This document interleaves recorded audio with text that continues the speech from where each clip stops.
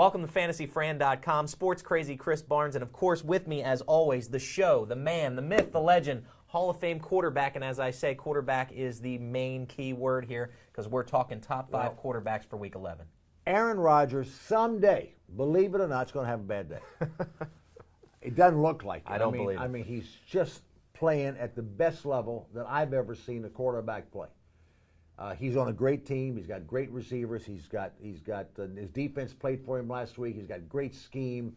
He's well coached. He makes great decisions, and he's got his act together. You watch him. He's just got his act. His teammates love him. I like Aaron Rodgers number one again, and we'll like him every week number one. Playing Tampa Bay, I like him double number one.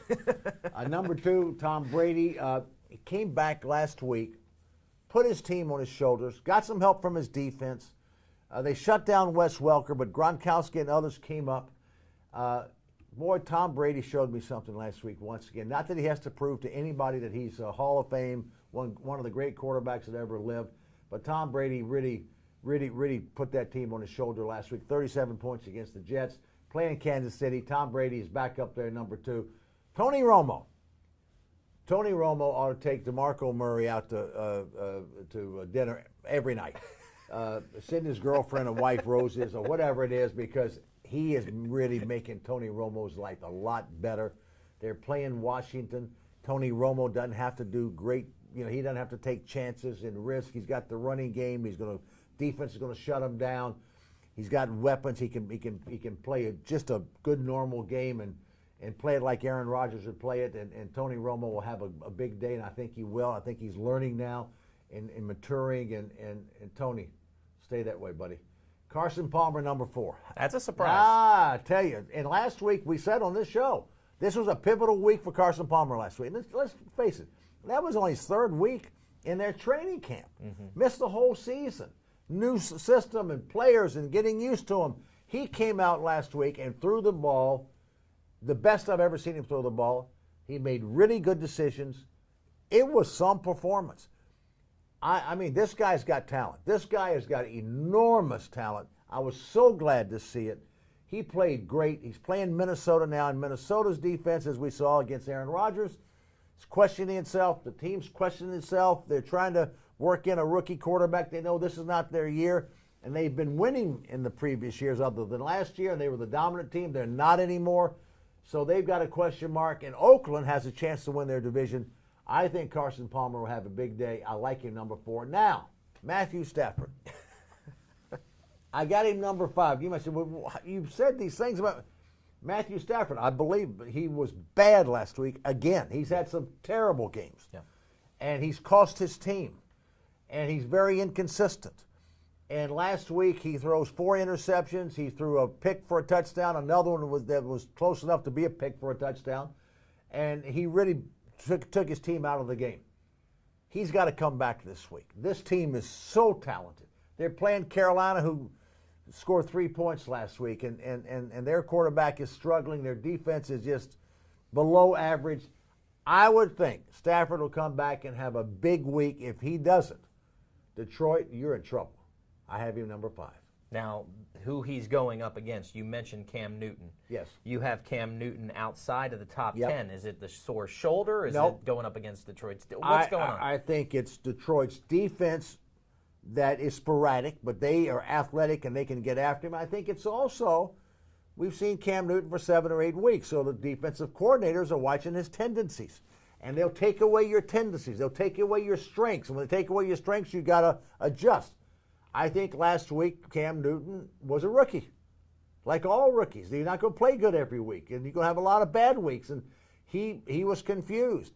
Will he come back from that? I think it'll be a struggle. I think he's going to be fine. But right now he's in a little struggle period.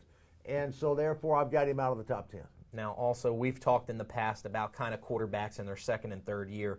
And I want to talk to you a little bit about Joe Flacco, because I've just been really, really disappointed in the way he's been playing. He seems to be playing down to the competition, and he just doesn't protect the ball. But give me your... I think that there are 3 problem quarterbacks right now, and they're not terrible, but they're struggling, and they're people that should be, their arrows should be pointing up, and it's not. One is Flacco. Flacco's very inconsistent. He's played some really bad games. I mean, bad games. He lost the game against Jacksonville. He lost the game against Seattle. And then you look at Sanchez. Sanchez was carried by the defense of the New York Jets the last 2 years, had them in championship games. But when we all say quarterbacks win, he didn't. He wasn't the reason they were in those championship games. Right. And he's not stepped it up, and he's not gotten better. And then you go to Matty Ryan, who I love. You got to love Matt Ryan. How would you? But Matt Ryan is the 15th rated quarterback in football today with really good talent around him. But he hasn't played as good this year as he did his first year. So that's bothersome with these three quarterbacks that you'd like to think are going to get better. They haven't gotten better. And it'll be interesting to see how they play out the rest of the year. Now, we all know those three quarterbacks watch your show. Okay. So what is there a silver bullet? Is there something that a second or a third year quarterback needs to do on a consistent basis to get there, or is it?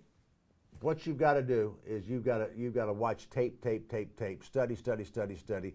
Be inquisitive. You got to reinvent yourself. You got to watch other quarterbacks. You got to watch other offenses. You got to know your offense inside out.